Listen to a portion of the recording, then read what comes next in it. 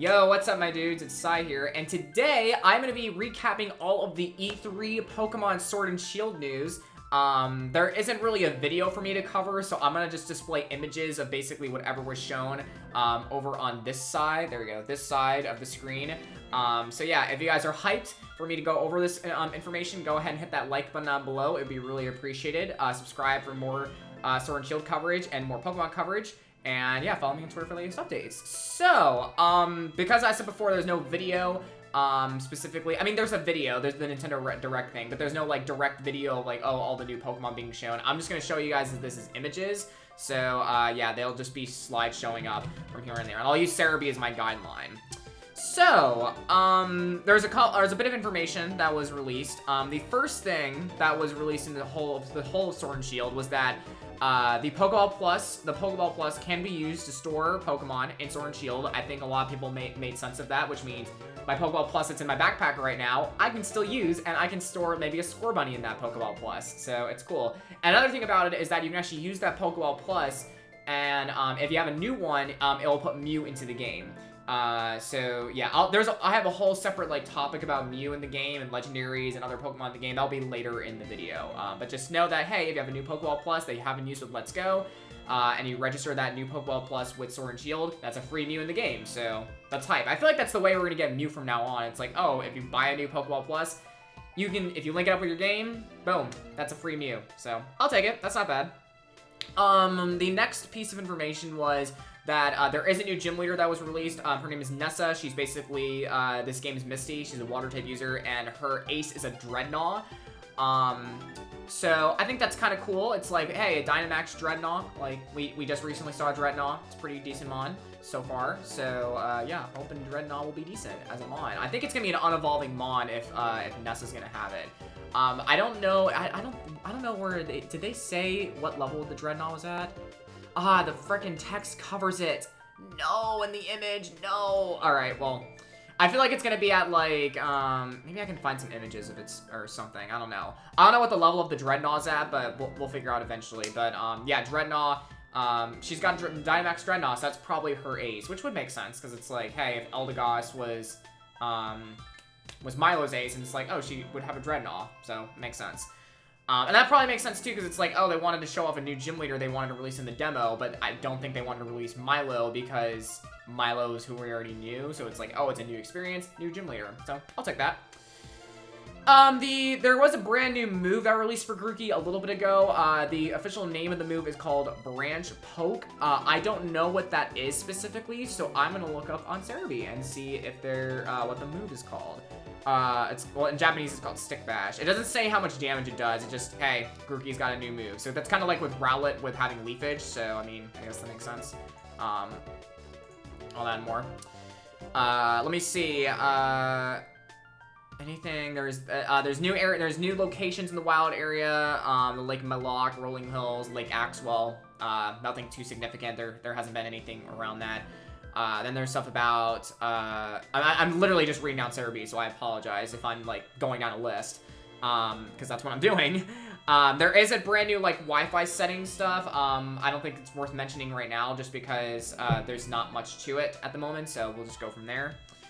This is interesting. You can only take one Pokemon to a max raid battle, and you can choose based on your party or your box. Each battle has a 10-turn limit, which means that these Dynamax battles are timed like the raid battles in Pokemon Go. So if you know in Pokemon Go, like, oh, I can only use, like, certain things in, well, I can only catch this Pokemon or defeat this Pokemon a certain amount of time, it's the same thing with the raid battle. So you only have 10 turns, and if you can't catch the Pokemon in 10 turns, the Dynamax Pokemon in 10 turns, then too bad, so sad. That raid's gone. Bye-bye. So yeah, Dynamax can sometimes use multiple moves at the same time. That's cool, because a Pokemon could use, like, maybe Sword Stance and then Tackle on the same turn. So that's kind of terrifying, not gonna lie. well, the max versions of those. There's a barrier that needs to be spawned that needs to be taken down before the Pokemon can be damaged again.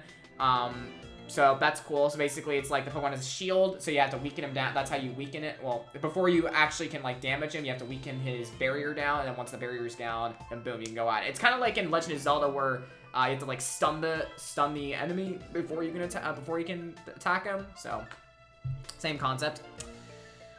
Pokemon Home. Oh, yeah, this is a major bit of news. Before I go to the new Pokemon that was released, this is a major bit of news. Pokemon Home will only transfer to Sword and Shield if they appear in the Galar Pokedex. I saw a lot of comments on Twitter and a lot of chats on Twitter, comments on YouTube, Twitter tweets, and everything like that, saying that basically you can only not every Pokemon's gonna be available in Sword and Shield.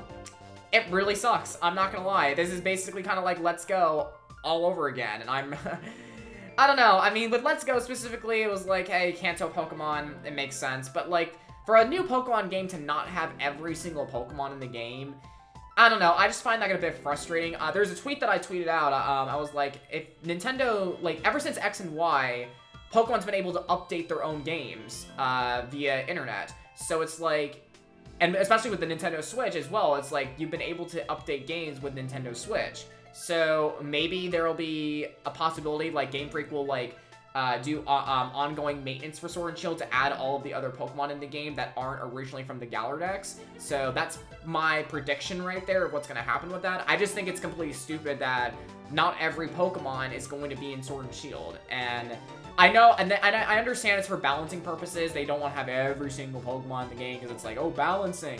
But for people who like to do competitive battles and free-for-alls and just, again, won't have Pokemon in their box, it's like, kind of a shame to not have it in the actual Sword and Shield games. Granted, we don't know what Pokemon Home is going to be about yet in terms of if you can battle in Pokemon Home, or because they said apparently like Pokemon Home would be a little bit more expansive than Bank, so maybe you can battle in Pokemon Home, but you can't battle in Sword and Shield.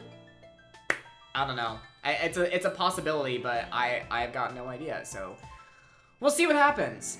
We will see what happens. But anyways, y'all are here for the new Pokemon, so we're gonna go ahead and talk about the new Pokemon. So the new Pokemon in the games, there are two of them that were released in the E3 demos that were going around. One of them is called Yamper, and the other one is called Impidimp. So we're gonna talk about Yamper first because there's a little bit more information on Yamper than Impidimp. So, but yeah, Yamper is an electric type. It's kind of cool. It has access to, I believe it's Spark, Wild Charge, Play Rough, Bite, I believe, if I remember correctly. I saw images of Yamper. I'm hoping and praying that I'm not wrong with this. Yeah, so Spark, Crunch, my bad. I thought it was Bite. But yeah, it's got Spark, Crunch, Wild Charge, Play Rough. So overall, pretty decent mon. It's another electric doggo. The last one we had was Manectric, I think. Maybe. I don't remember all the electric types off my top of my head, so I apologize.